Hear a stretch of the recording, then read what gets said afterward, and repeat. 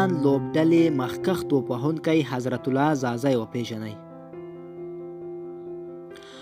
د افغانستان کرکټ ملي لوبډله چې په دې وروستیو کې خورا ښه کارکردګي ترسره کوي چې لامل یې په لوبډله کې د ځوان لوبغاړو جذب دی او ځوانو لوبغاړو استعدادونو ته چانس ورکول دي چې نن درته په افغان لوبډله کې افغان کرسکل حضرت الله ځاځی در پیژنو.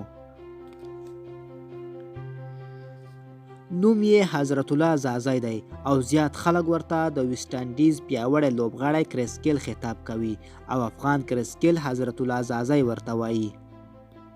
حضرت الله ځاځی په کال 1998 د مارچ میاشتې په 23مه نیټه په پکتیا ولایت کې زیږېدلی دی.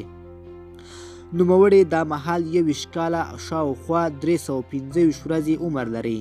هغه وایي بریدګره توپوهنه یې خوښوي او پر وینا یې چې د توپوهنې شاټ یې زیاتره د توپ اچوونکي مخامخ وي چې د توپ اچوونکي د لګېدو امکان پکې بیخي زیات وي. حضرت الله ځاځی په کیڼ لاس توپوهنه کوي او په خپله لوبهیز ژوند کې یې ښه لوبه د آیرلینډ پر وړاندې نندارې ته وړاندې کړې وه. هغه د آیرلینډ پر وړاندې په 62 بالونو 162 منډې جوړې کړې وې چې په 20 اوریز فارمټ کې یې زیاتې یا سترې منډې 162 دي. هغه دغه کارنامه د آیرلینډ پر وړاندې فبروري میاشت کې ترسره کړې وه.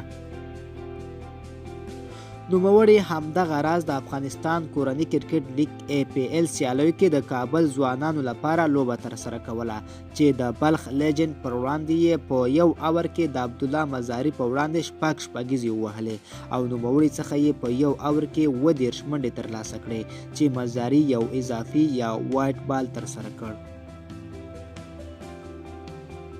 حضرت الله ځاځی څومره لوبې ترسره کړي؟ حضرت الله ځاځی 14 یو ورځنۍ لوبو ترسره کړي دي چې په 14 لوبو کې په بشپړه توګه 14 ځلې توپوهنې لپاره لوبغالي ته راستون شوی دی. نوموړي د 22.55 اوریج او 88.26 سټرایک ریټ په درلودلو سره یې 361 منډې جوړې کړې دي. هغه همدغه راز 14 شل اوریزې لوبې کړې دي چې 14 ځلې په بشپړه توګه توپوهنه ترسره کړې ده.